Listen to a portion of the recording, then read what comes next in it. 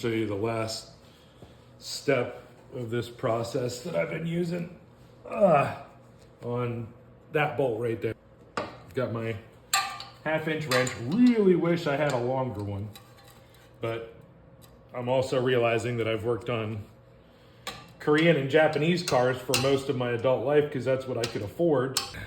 I'll be honest, I had already broken that loose a little bit.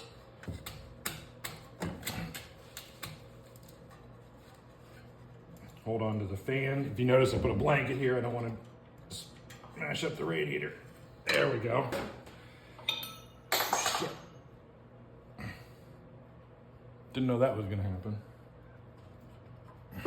Ta-da! Now we're back to where we started this morning, only with the fan apart. I got Garage Dog. Yep. His name's Cole. All right, so here's what we're looking at. I know I talked about doing the distributor cap and the rotor and the spark plug wires and the spark plugs, but my fear is that I'm going to get halfway through it, change out half the spark plugs, and I'm not going to be able to do the other half because I don't have the right angle or whatever. So, from the school of if it ain't broke, don't fix it, that was not the problem that I put it in the garage and decided to work on it for. That was this problem, the water pump.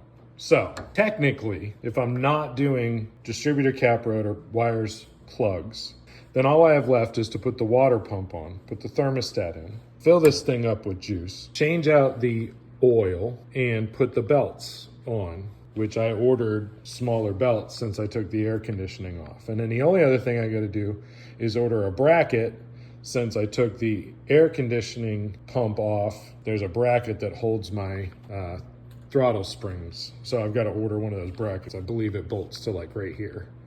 And it'll stick up and it'll hold those. You know, the best thing about not knowing what you're doing is when you realize that the alternator belt that goes around the main pulley down there has to be put on before you put the water pump on because there's not enough clearance under here between these two pulleys to put the belt on. Fuck. All right, most recent update. Had to go get a gasket for the thermostat because that didn't come in the box. I did order new upper and lower radiator hoses, so I've got one in place right now. It looks like it's gonna work, but the lower one didn't work. So I'm gonna have to send that back. eBay Motors, just bang up job. Seems like 50% of the things work and 50% don't. So gonna get this strapped on here, do the coolant overflow tank, put that back in place. All the belts are tightened up now. Everything's looking good there. So once I get the last of this that I can do with the coolant system done, then I'm going to do oil change and then order the bracket for the throttle linkage and work on returning all the extra stuff that didn't fit or that I didn't use. All right, so here we are. Oil bottle's upside down, draining every last bit of dyno juice out into this big block here. Got the upper coolant line on, water pump, new belts installed, new oil filter. I'll do the fuel filter back here after I get it started and running a little bit, just to make sure I get all the crap out of the gas tank.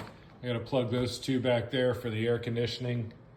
So I gotta get threads on those and then put the battery back in. That's about it. Oh yeah, put the hood on. Probably a good idea to put the hood on. And the air filter and the air cleaner. So, yeah, if it weren't for this lower radiator hose down here, right there, if it weren't for missing that, we'd be starting and running today. So, very pleased with the progress. I know I wanted to get more things done that were preventative in nature, but really the biggest thing was making sure that this water pump was replaced and get some fresh blood in the engine and everything. So next video you'll see, hopefully I'll be filling it with coolant and getting ready to start it. See ya.